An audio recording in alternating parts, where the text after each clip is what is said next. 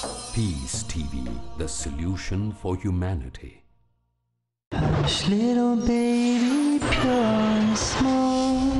He created you, he created us all.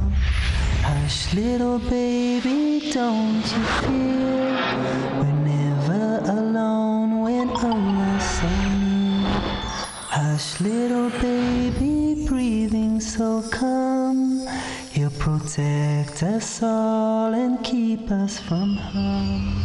Hush, little baby, still and serene. You are a Muslim, Islam's your deen. Hush, little baby, pure and small.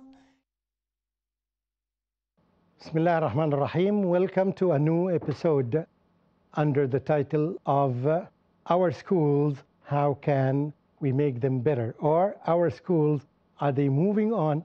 Are They Improving? Last time we were discussing the issue of the qualities of an excellent lesson. How can we judge this lesson an excellent lesson? Even if you don't know the subject matter.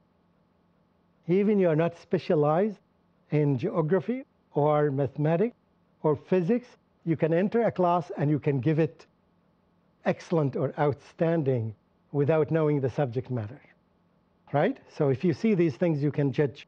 And we were talking about the type of questions. We mentioned three things, and one of them was the type of questions, the challenging question. Now, I want to understand from you, how do you want to see, to judge the direction of the question? Teacher, student, student, teacher, one way or two ways or three ways? Do you understand what I'm saying?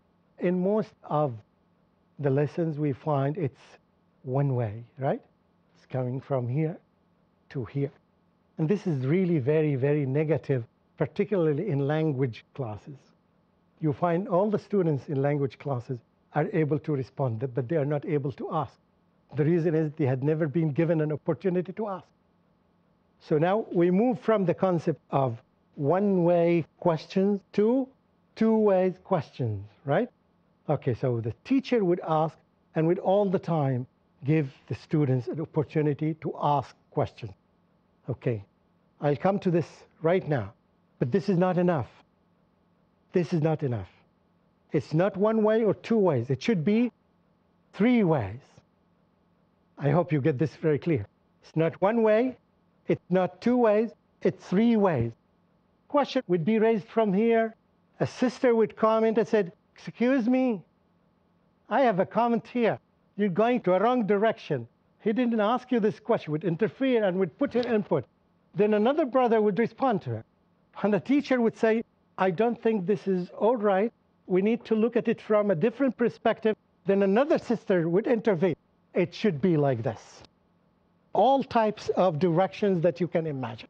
The three is the minimum, which is teacher to student, student to teacher, student to students. I hope you understand this. And it's very easy to remember, but it's very difficult to apply in class because we teachers love to speak. And that's why I think Sheikh Yasser Fazaqa, when he came here, he said this rule: don't give an imam or a teacher a microphone, right? And don't give a sister a telephone, right? Because we love to speak much. We teachers and imams love to speak more. So you need to change this. One time I went to a teacher in a class and it was the last 7 minutes. And then after we finished, he said that, what's your opinion about the class? I said that, are you an imam? He said, yes. How did you know? I said that I don't need to explain it. Then please explain. I said that you didn't allow anybody to participate with you. Just talking, talking, talking, talking. This is not a teacher style. A teacher type, as I said, that he would leave the people to talk. Now I want you to raise some questions for me, and I want you to apply this. So let's make the dialogue three dimensions. Who can challenge? Who wants to challenge me with a question? One says, I don't like what you're saying, Ustad. This one time I made a training course in Michigan, and I spent 3 days. Yes. From my perspective, it was wonderful, but I changed my mind at the end. In the last session, sister came to me. She said that, Mamdouh, your approach of teaching is wonderful, but I'm not going to apply it in my school. I said, okay, why did you pay me $5,000? You should have saved this. You should have said to the principal, we want to save the money. But now you paid me the money and you said that I don't want to apply what you said. I said that this is a loss of money. You understand what I'm saying? Okay, now challenge me with some questions, or challenge each other with some questions. One would say that, Mamdouh, not everything that you say is right because of such and such. Challenge me with any question about this. No one is able to challenge. Okay. You're saying, the class should be interactive, questions should be there, close Say it again. questions, open-ended. You're saying that, interactive class should be there. With, Yeah. open-ended questions, closed questions. What happens actually, the teachers are actually burdened with syllabus. They need to complete the syllabus, and they have given, very limited time to complete the portions. The learning should take place in limited time. Okay. So the teachers keep on talking and interacting. So and even the students actually, what they do is, once they know, they realize, okay, lots talking is happening. Even they take part, and sometimes go out of board. Okay. So what I understand from your saying that you can step in. What I understand is that you're talking nonsense, and the teacher should talk all the time to cover the syllabus, right? This is how it should work. You see? Now, even before I answer, she should respond. We want the classrooms to be like this, in a very polite way, very disciplined way. Students are, yes, getting across. Yes, sister? Brother, I feel that the teacher should know to have the control over the class. That's exactly what I said. Right. You don't control, not full control. Okay. One concept, I was delaying it when I talk about curriculum. Very briefly, most of the teachers make the textbook their masters, and indirectly they are slaves of this master. Whatever the master tells them to do, they do. I don't think that they are good teachers. What we are trying to teach them to free themselves from being slaves of the textbook. We want to make the teachers masters of the textbook, not slaves of the textbooks, right? Islam came to free us from slavery to human beings, and we are applying the same thing. You have, any teacher, by the way, knows about his or her classroom more than the author of the textbook. The author of the textbook did not see the textbook in action. He had seen the textbook sleeping in bed. But you teachers, we see the curriculum in action. We see the textbook in action. We see what works and what doesn't work. We see what needs to be reinforced and what needs to be decreased. We know where we put our effort, and we know where not to put our effort. And we should know that parts of the textbook can be done by students at home by themselves. Some questions in the textbooks are not challenging. So if I were you an exercise that has 1 to 10 points, I would take number 2 and would take number 8 because they are most challenging and they need my support. So I answer them. The rest, you do them at home. And we come tomorrow to discuss them.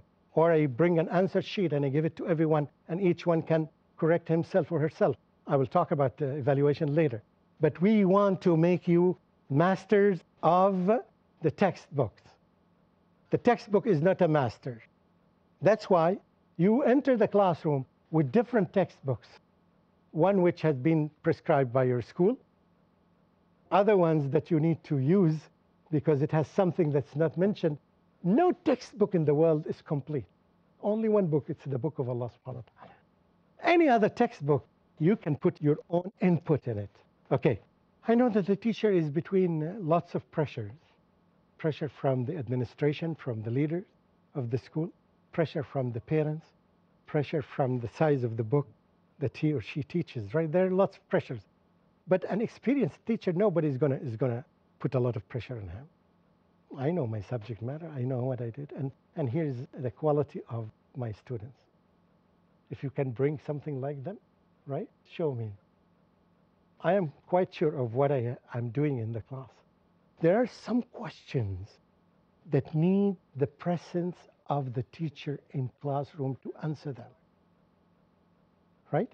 And the teacher is a very precious piece of commodity, right? Very precious. You cannot be with every student at home, can we? You cannot. So when you are selecting the exercises and the tasks that you're doing, do the things with them that they cannot do them by themselves at home. And you have to be smart. You have to engage the student with studying at home. And when we cut the relationship between the student and studying, by the end of the school day, you see he has or she has limited amount of hours to learn. We want to extend these hours home. That's why we need to give them some assignments.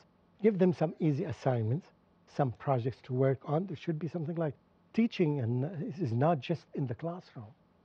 So what I'm saying that do the activities that you need to do in the class, but the other ones that can be done at home, they can do it at home, and you come here and answer. All the questions, the closed questions, you don't need to do them in class. They're so simple. You don't need to exert an effort for the child to go through a page to get the answer that he was born in Berlin. Yes, this is very good, and we'll come back to this, which is teachers have to do their homework before they come to the class. Thank you. Assalamu alaikum wa rahmatullahi wa barakatuh.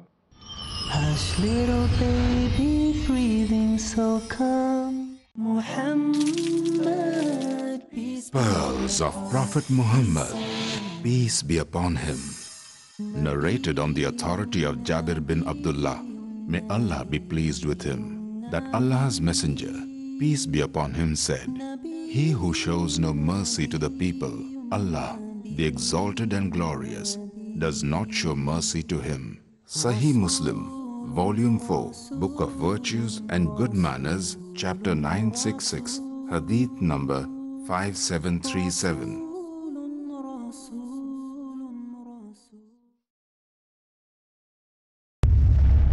Marriage or divorce? What's Islamic If a ruling? husband wants to keep divorce, Solution or problem? Joint family system. Heaven or hell? Big fat events have become the norm. You choose. Beauty, wealth, family status, virtue. Decide what you want. Decide your choice. Be sad or be happy. It's your choice. Join Dr. Zakir Naik in Better Half or Bitter Half tomorrow at 7 p.m. Saudi Arabia and 8 p.m. UAE on Peace TV. The prodigy Dai of Islam, Farid Naik. I challenge any human being to point out a single fundamental of Islam. The illustrious son of the world-famous orator of Islam, Dr. Zakir Naik. Ekam Braham Dyutya Naste. Bhagwan ek hi hai, dusra nahi hai. Nahi hai, zara bhi nahi hai. Motivating towards the true path. No Muslim is a Muslim if he does not believe in Jesus Christ, peace be upon him. Science without religion is lame, and religion without science is blind. With his thrilling words and inspirational temperament. Demanding dowry from the would-be bride is completely prohibited in Islam. Prophet Muhammad, peace be upon him, the one endowed with knowledge and wisdom. I am proud to be a fundamentalist Muslim. Join Farid Naik, appearing in Teens Star. Next on Peace TV.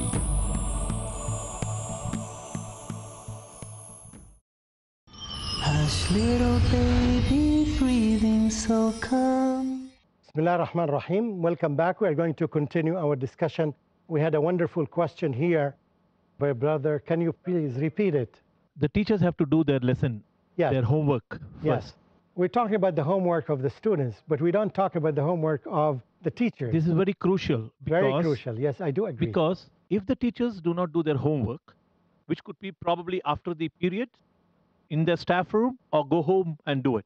There is no excuses for the teachers that they didn't have the time, they had, to look after the family.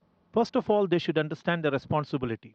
Here we have to play a major role. The teachers of these schools should take the moral responsibility when they have come to this profession that they spare valuable time to understand and do time management. Wonderful. I've heard a lot of other brothers telling that, teachers are burdened with syllabus. Yes, sure. But the teachers have to do their homework properly to understand the whole concept, and only then they have to go and talk to the child. If they can manage that 45 minutes with question and answers as well as interactive with the children, I think it's going to be a very successful period. That's really great.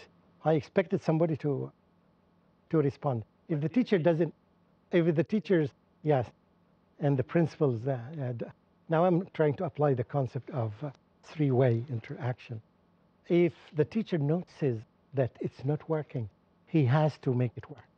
I've seen one teacher, she has prepared, she's a Palestinian teacher. She has prepared all the lessons for the whole year.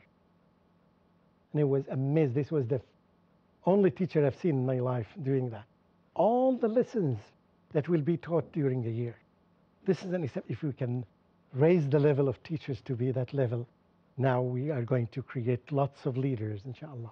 So the teachers, when they do the lesson at home, and that's why, no wonder when we go to a classroom, we find the teachers sitting in the back relaxing, and the students are on the stage, they are doing everything. We love to see that, because it is the teacher who made those students do this job. It's not the students who made themselves. They are the product of the teacher. We need to get the teacher. Now, they've done a lot of work outside. Now they need to relax. They relax, they direct, they facilitate. They facilitate the lesson. They don't teach the lesson, they facilitate it. This concept, we need to spread it. Yes, you do effort at home, and you do effort from the beginning. I remember some of the classes that I took in the USA that we used in the very beginning, we used to have something called learning contract. The teacher would make a learning contract with each one of us, learning contract. From the very beginning, he would say, Mamdouh, we have 10 tasks that you need to finish in order to pass this course. The tasks are exams, projects, research paper, whatever you suggest. So 10 items. I say that, oh, I'm scared of exams. I don't like exams. He says, okay, I'm not going to give you any exam. What else can you do? From the very beginning, teacher would make a contract with the student, with each student. Said that I have 4 items that you have to select from them. You can select all of them here, it's up to you. But you have to select 10, right? These 10 are, some of them are exams, some of them are presentations, some of them are projects, some of them are research paper. Okay, one student would say that, oh, I'm afraid of exams. I don't like exams. So drop the exam. He said, it's okay. Teacher is very flexible. Yes, very flexible. Okay. And instead, I want you to make either presentations or write research paper or projects. He would say, okay, I love research papers and I love presentations. So I'm going to have 5 presentations and 5 research papers. Fine, sign the contract, sign the contract. Okay, next time he would say that these research papers are presented on this day, this day, this day. This presentation would be about this topic, this topic, this topic, this topic. So the teacher knows in January 15th, this student is going to make a presentation about the class for 15 minutes. Do you see what I'm saying now? The teacher has arranged this thing, and now it's the students who are doing the job. You can do it with even 3rd grade students, 4th grade students, high school students. You can do it with anyone. If you arrange it, if you look into the future, and if you organize for that, right, you do a very good job in planning. That's what we mean by planning the lesson, planning the syllabus. It's not just filling in the blanks that we have. No, this is the planning that we are talking about. You plan. So you know today that those 2 people are going to present 5 minutes each. And those 2 people would present their project that they have done, right? So you know exactly what you are doing. I'm not talking dreams. I've seen this in reality. I have been tested myself in this. I've seen it in many classes. And in the coming few days, I'll give you more and more examples, inshallah, of this. Did I explain that? Did I explain that? Teachers are doing this. So when they plan for the lesson, if they read the lesson at home, I would say, okay, even this this exercise, I will drop it. I am, as a teacher, I see it's useless. There is no benefit in it. It's just all of it is very direct questions. All of them, they are under comprehension questions. None of them is comprehension. All of them begin with where, did, when, plus questions. It just requires time from anybody. A blind person can answer them. Do you see what I'm saying? So the teacher can drop this because it is not so significant. Any child can do it at home. Okay, am I clear on that? But this exercise is so important, so I am going to do it in the class. And it's not necessarily that you do it. Yes, some students would do it. When you teach a lesson, right, I'm doing it right now, and you end up with asking, how would you present my lesson differently? If you are in my place, how would you make it better? Now this question is for you. Now I'm presenting to you something new, perhaps to you. If you were me, what would you do differently from me to make it more interactive? I myself would change the setting, but anyway. Yes? I would have add some more case studies in it. Case studies to it. Experience. Very good. I gave you some case studies. I mentioned 2 or 3. Very good. You can add. Now, this is something that will come back. A good lesson would allow the opportunity for students to share their own experience. And the teacher would begin with 1 example of 2 examples. I gave some examples. Right now I said that learning contracts is an example. Example of an inspector who visited a lesson. It was me, right? Anyway, so I want you to share your example. Now, share example. You need to share examples from your personal life about this. And as administrators or leaders, you definitely have seen some examples. Can you tell me some examples? Sisters or brothers? Yes. Since I'm into training in public speaking to Islamic public speakers, okay. At times what I do after giving them the etiquette of public speaking, I go on the stage. Okay. And yes, then please come to the stage. It's open for you. Yeah? Yes, go ahead. Go ahead. No, I'll just... Yes, it's go about ahead. the public speaking class. Okay. So, okay. I go on the stage. But we need to do this with the students. We need to encourage them. This stage is not for you. It's for the whole class. And sometimes you sit between students. You sit here or here or here, among students. So you feel part of them. This develops their personality. The fear barrier between you and them drops when they understand that you are a normal human being. And they would love you more than they love other teachers. Again, we'll talk about this later, yes. So I go on the stage and I speak and I make some mistakes purposely.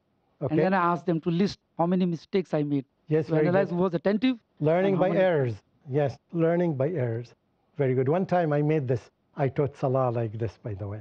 And a scholar commented at me. He told me that, Mamdouh, this was not the way of the Prophet ﷺ when he taught the Salah. So I said, thank you. I never used it again. But anyway, yeah. And this is his own opinion. But this is something good. You can make some mistakes and you ask the student to see whether they were aware of. Okay, another comment. You could make the lesson interesting by showing some visuals. Visuals. Oh, we'll come back to this. Yes, of course. Basically, you have to make a lesson cater to the different needs of the children. This is very important. I'll talk a whole lesson about this, a whole episode about this, the use of visual and the rationale behind this. Why do we do that? Yes, scientifically, it's based on scientific facts. Okay. Personally, I used to student to take the class himself. To the students. I sit with the students. Yeah. Yes, and students, yes. And we usually used to do this with naughty students who cause some problems. You know, in every class there are students who cause some problems. Just give them some responsibilities and put them on the stage. There will be, everybody's looking at them, so they will start to cool down. Yeah. And you run the class and they are sitting there. They think that, yes, they are doing something positive. In fact, you are punishing them, but in a polite way. We'll talk about these techniques later, inshallah. I have a question, yes. Sheikhna. It is not criticizing. There is a contradiction in concept. In first episode, you told that we should prefer akhirah and dunya. in the light of "Abtaghi fima ataka Allahu dar al-akhirah, Okay. wala tansa nasibaka min ad-dunya." Okay. But I you didn't told, say that. The Quran said that. yes, yes. But you told that information of 2007 equal to 5,000 years ago. Oh yeah. How can this? In these 5,000 years, there was the era of the Quran and Prophet Muhammad sallallahu alaihi wasallam, the book of the informations and knowledge. Yeah, this is right. The Quran is still in 2007. No, more than 2007. More than 2007. This does not negate this at all. Do you understand what I'm saying? Okay, I said that the amount of information, right? Information about, for example, I'll give you one example. How many basic colors, how many colors in the world? How many colors in the world? Question, how many colors in the world? 3, 5. People used to talk about 5 colors, yes, right? With the invention of computers, they discovered there are 16 million colors. So is this enough information to tell you that? So this is a piece of information. So 16 million colors. That's why they could not find names for these colors. They have to give them some numbers or combination of codes. This is an example. It doesn't talk about the Quran. The Quran is still in 2007 and 2008. We'll discuss this after we finish this episode, inshallah. Jazakumullahu khairan. I hope you benefit from this and you share the benefit with others. Assalamu alaikum wa rahmatullahi wa barakatuh. Hush, little baby, pure and small, He created you, He created us all. Hush, little baby, don't you fear, we're never alone when Allah's so near. Hush, little baby, breathing so calm, He'll protect us all and keep us from harm. Hush, little baby, still and serene, you are a Muslim, Islam's your deen. Hush, little baby, pure and small, He created you.